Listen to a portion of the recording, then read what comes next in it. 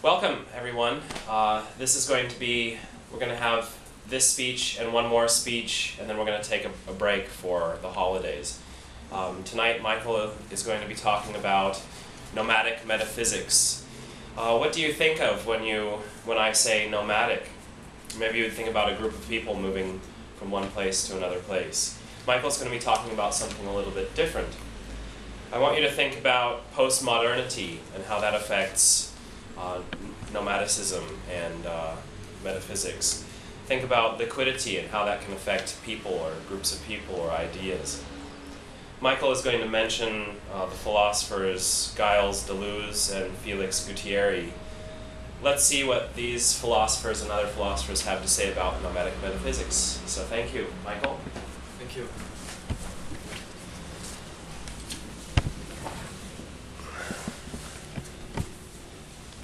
So today I'm going to talk about nomadism, but to start I need to go through something else, and that would be so-called mobility.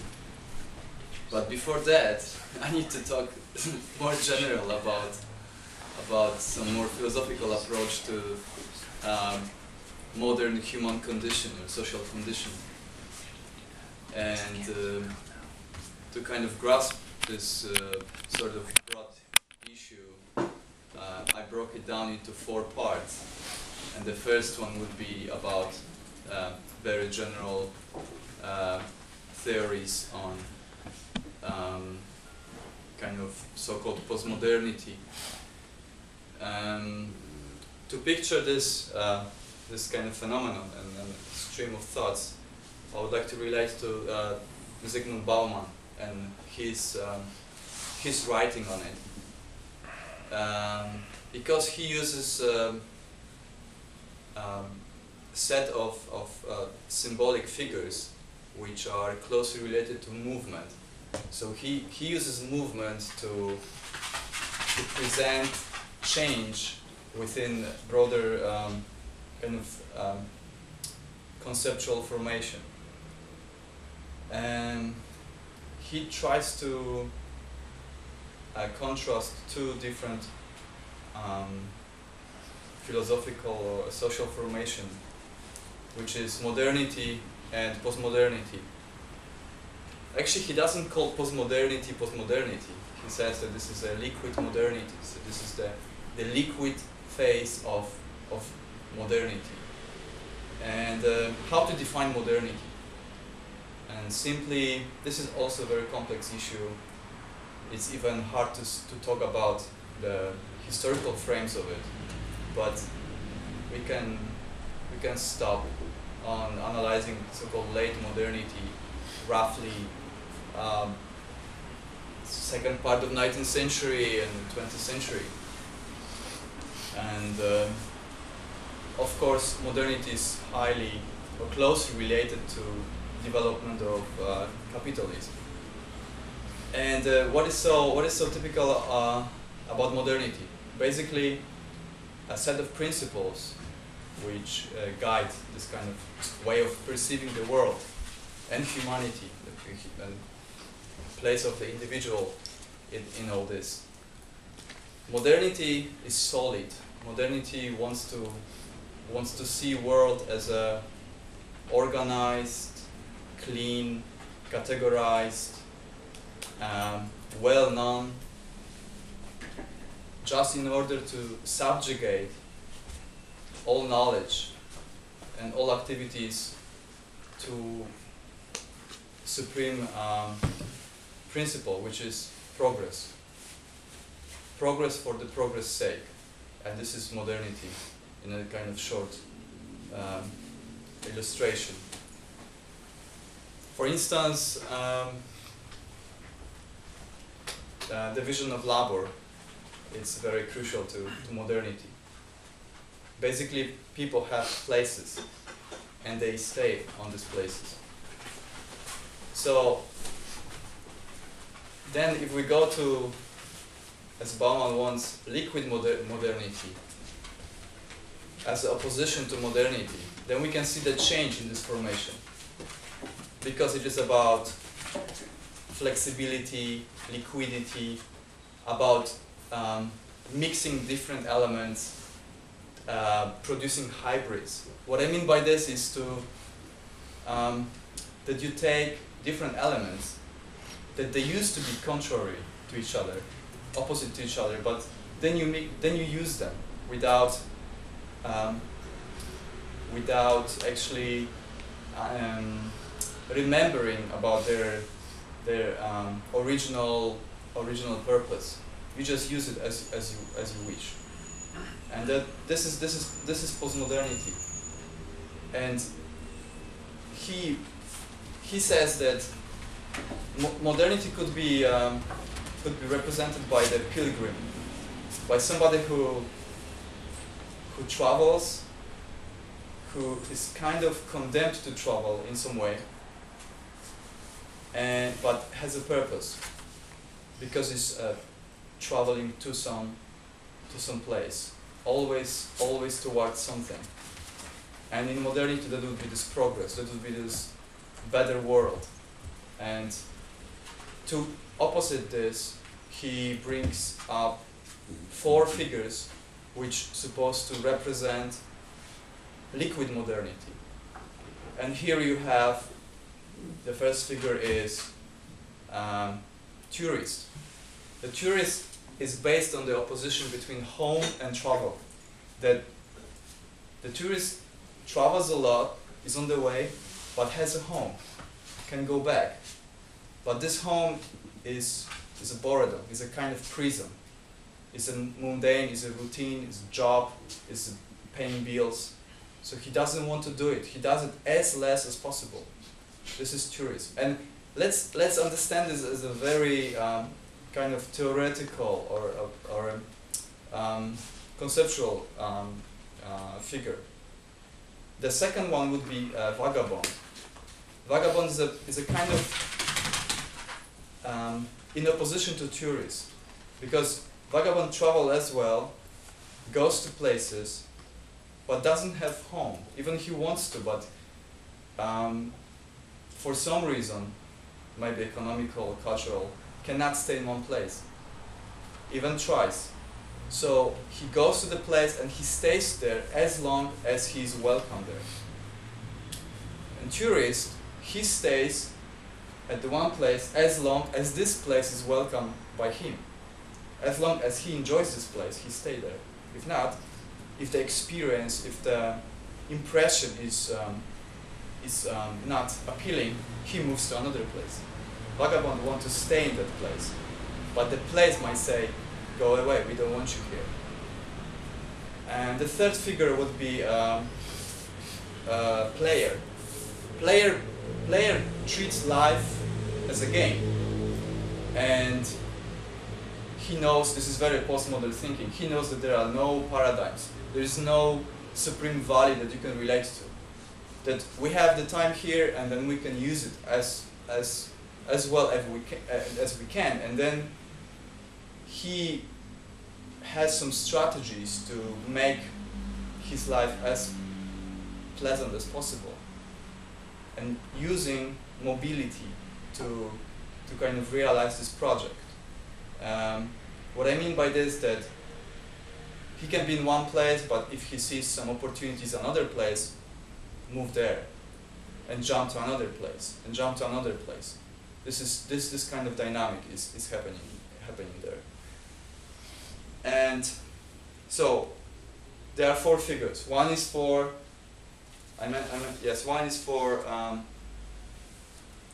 modernity, a pilgrim, and then for postmodernity we have traveler, vagabond, player. And the fourth one, which is also very important, although it comes from modernity, is a so-called flâneur. Flâneur is a French word.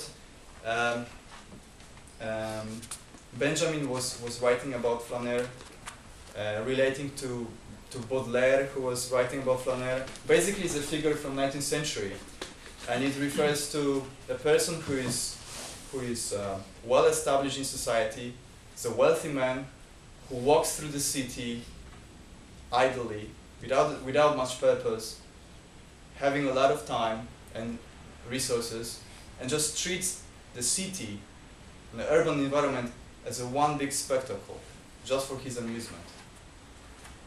What it means is that he observed people, stores, horses that time, right? And he just treated it as a sort of one big phenomenon, just to please him.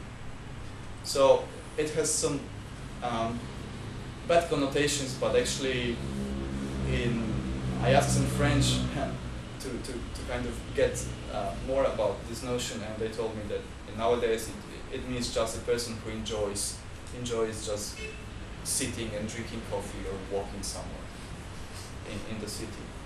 And this is pretty important notion, because it's been in literature for a long time. Okay.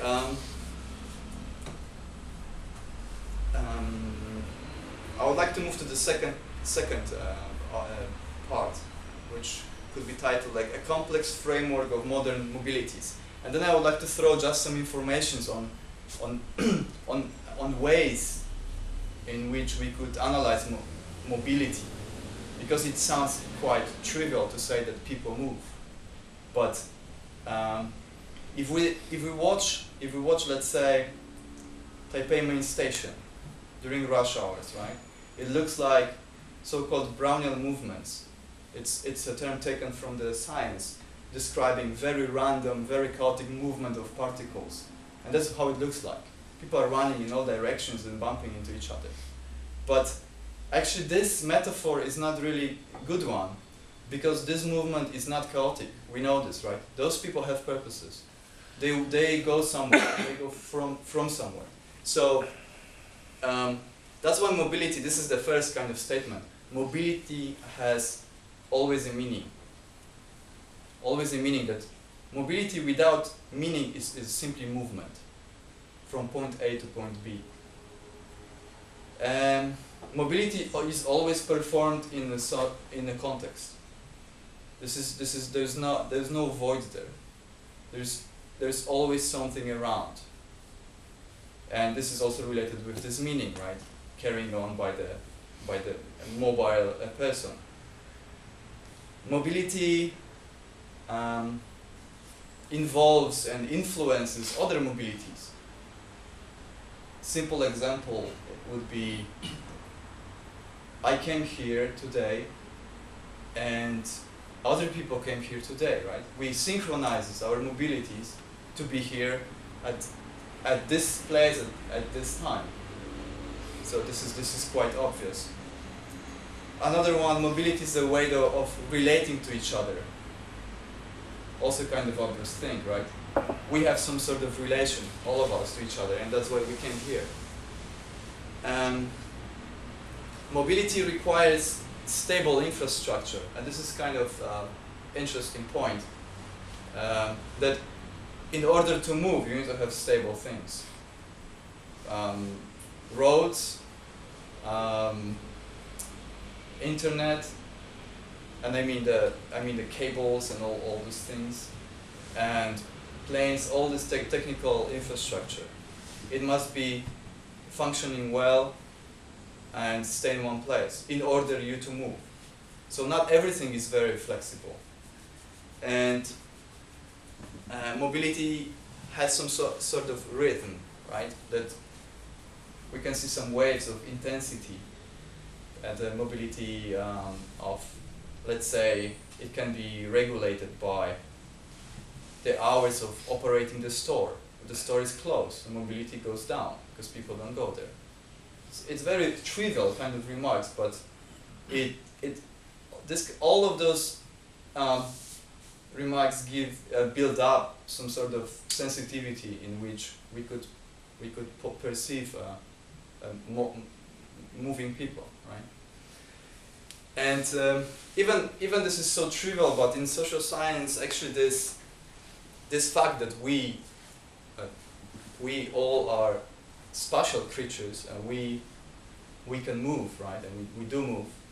It's been kind of neglected for a long time, till recently, till maybe 70s, when the so-called the human geography developed. And I don't want to throw names because it's not that important, but there were for example, John Urry, which is a very prominent British sociologist, writing on tourism and on mobility as well.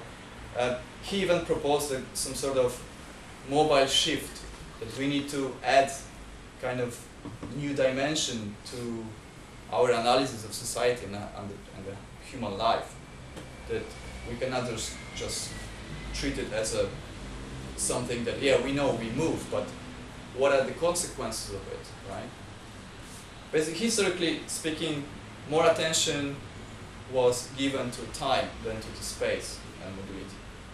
Another important term related to mobility is so-called motility, which simply is a capacity to move.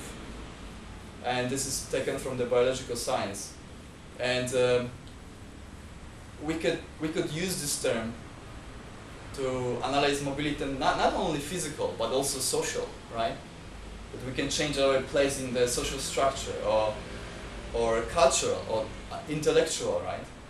That this is some sort of potential that you have, but will you cash the check? That depends on many, many circumstances, and also your will. So that would be in a broad sense, motility, your capacity to move. Another interesting person, well-known Guy Debord, and the French thinker and founder of Situationist International, who he also created a sort of, I wouldn't say science, but brand of analysis called psychogeography. And this is this is interesting way of perceiving movement as it's very poetic. This is sort of relation between the individual and the place that he is at. So, and what kind of emotions, memories maybe this place activates in this person. So that's what he created, and I think this is interested sort of area to develop. Here I just want to mention this.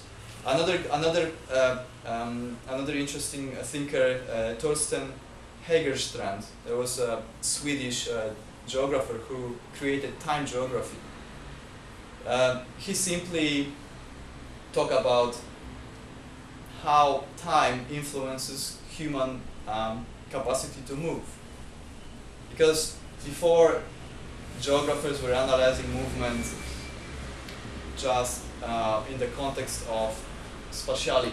For example, person can move from point A to point B. But then Hägerstrand added something which is also trivial, but that this person needs to move with some speed and needs some time to get to this point and maybe come back. He analyzed it in a very, very, very practical way, with the practical cases. Let's say that you have a community and you kind of can describe the range, the kind of spatial range they have around them, how far they can go. It's not only about how far they can walk, how strong are their muscles, right? But it's also about what kind of means they have to move, what kind of infrastructure is there, how much time they have to go through this space to point, let's say, from A to B. And they need to come back in terms of, let's say, getting to job every day. So he tried to build up, and I mean he did, some sort of individual kind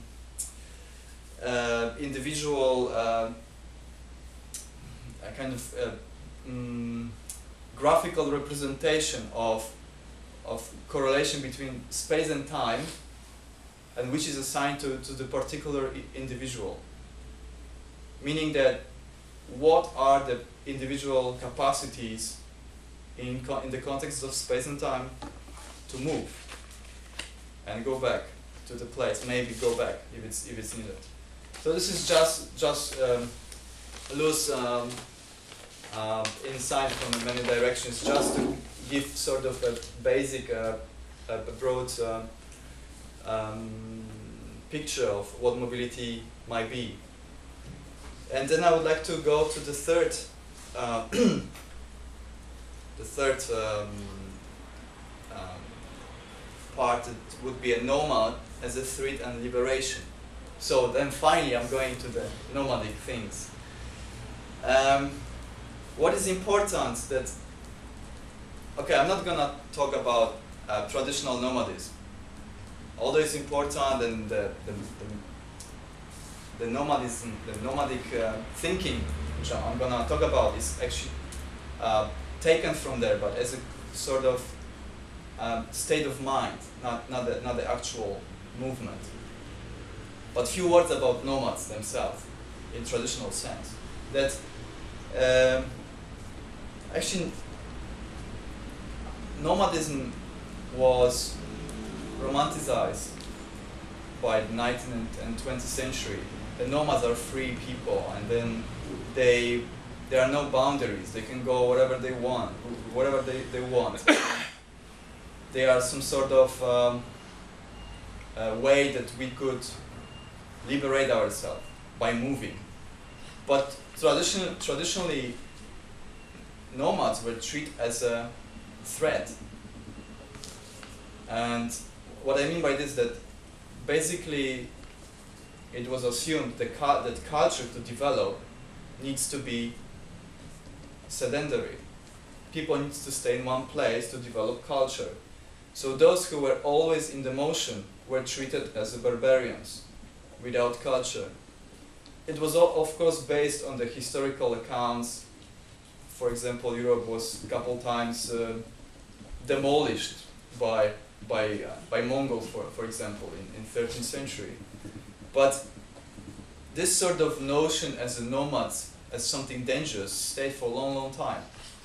And basically movement was perceived as something, as kind of necessary evil.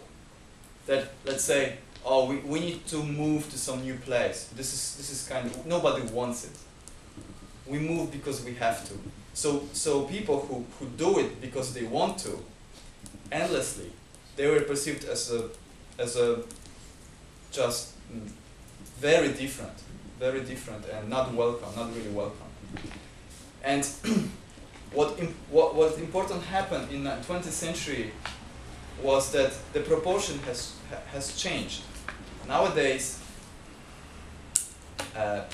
having, let's say, high level of motility, this capacity to move, this is the capital, right? This is kind of welcome lifestyle. That if you are a mobile person, if you can travel through the globe, this is something that you want to talk about, you want to display. This is your capital. Before it was other way around. And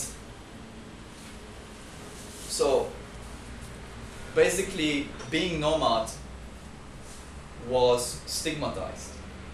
Nowadays is elevated to the sort of lifestyle which should be desired. That we all should be in motion, or at least we should have capacity to be. If you want to go somewhere tomorrow, you can, but you don't have to. You just could go. That's the difference. And for example, Hannah Arendt, she wrote an important book on the refugees. So basically, people without the state, stateless people.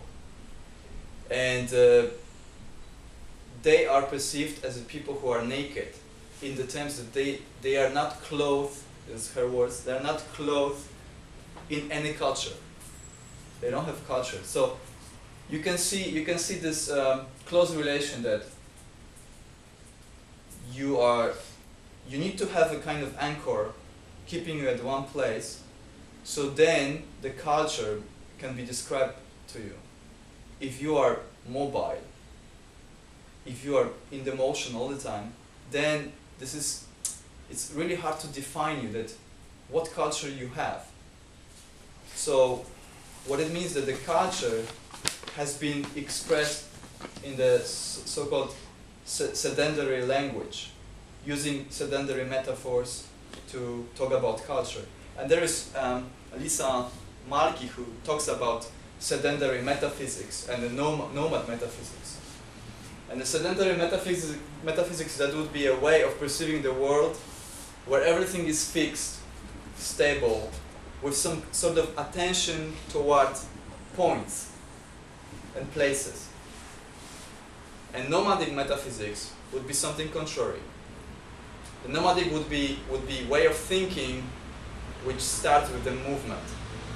That you treat a movement as not something exceptional, but as a basic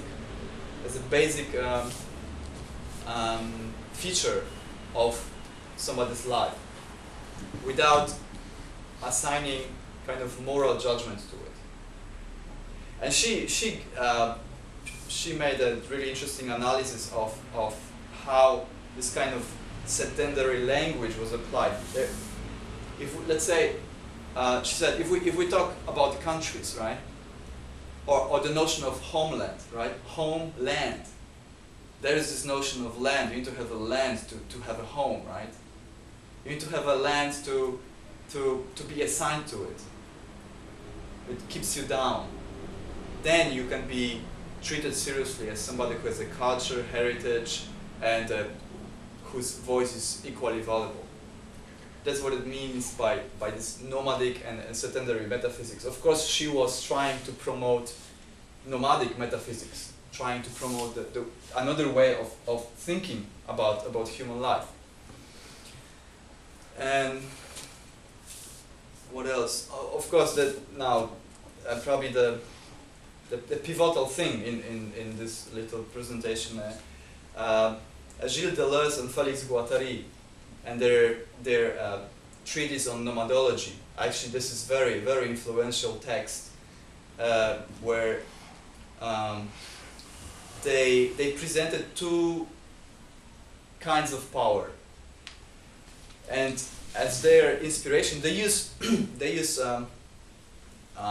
some sort of phenomenon in 12th century where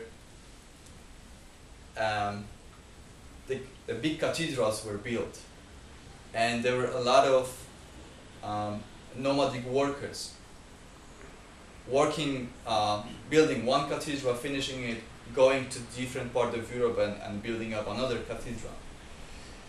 And the states, they had at the time really difficulties to control this movement. And Deleuze and Guattari, they try to see it as a kind of two competing forces. From one side, you have the power of the state, power of the regulations, power of, as they say, the architect, which is kind of symbolic figure representing the state, planning, salaries, and trying to control this movement and restrict this movement in order to get profits, to get a free, not free, but cheap labor power or the craftsman. From the other hand, you have the other kind of power, which is based on mobility. That all those workers and craftsmen, their weapon was to be mobile. If they don't like something, they can go on strike and say, we are not gonna work. And then you need to find new people, or we can move to another place. And this is very metaphorical kind of tension that Guattari, they developed to kind of picture two dynamics, which happens actually if we analyze it everywhere. And I'm running out of time, so I'll just go to some interesting examples of it. Another places where we can see such a tension between, or dialectic between nomadism and state. Israel and Palestine. Israeli, I should say, strategy was that they didn't place a one line with the army forces, fixed points. No, they did something nomadic. They built up some sort of belt of land with a very, very mobile troops. which movements were unpredictable. They were moving in all directions. In the same time, they were very hard to catch and very hard to plan any attack on them, because they were always in motion. This is one example of kind of applying nomadic way of doing things. Another thing is there's James Bond. There's a scene in Casino de Royale. There's a scene when the James Bond is chasing Molaka. That's a bad guy, let's say, terrorist, right? Molaka is played by Sebastian Faucon, who is a co-founder of La Parkour, free running, which means running through the city and using all objects just to go further, jumping, rolling, all these things. And so, James Bond represents the state power. He runs as in a kind of strong way. He destroys things. He uses machines. He goes in a straight line. Foucault is doing free running. Is doing nomadic movement. He improvises. He uses the space as a kind of commodity. He plays with it. He slides. He jumps through the window, whereas James Bond goes through the wall. This kind of metaphor for two different ways of dealing with the space. And what else? Skating, the same thing. It's a very nomadic activity. That is, you use, as I read great quote about one skater said, the city is the hardware of your trip, which means that you use what is given to you and you improvise with this. And this is nomadic way of doing things. What else is interesting? Okay, I think I will skip the fourth part, which is not that important, just to kind of finish this thought. For example, if you analyze dancing, dance school, that would be clearly state or sedentary, let's say, way of doing things, because the movement is very organized. There's no space for improvisation, actually. I'm talking about the ballroom dances, right? It's very rigid structure. So that, and let's say breakdance, that would be more about being nomadic, just using a space that you have and using some maybe tropes or trying to come up with some new figures, right? All the time pushing the boundaries. And the last thing I want to say is there's another French guy called Michal Grzegorzewski, and he came up with this theory on strategy and tactics. And this is exactly the same. Strategy. This is the way of controlling or doing things by the state. There's a structure which is rigid and a set of rules. It doesn't have to be physical. And there's an opposition, tactics. Tactics are kind of everyday activities in which people try to test the boundaries of the structure, try to find the holes, try to use what is given to them just to get as much profit as they can. Simple example would be like, we have a crossing, right? Pedestrian crossing with the lights. And this is strategy. This is strategy, right? There are rules, traffic rules, that if we cross the street in exactly in this place, we should do so.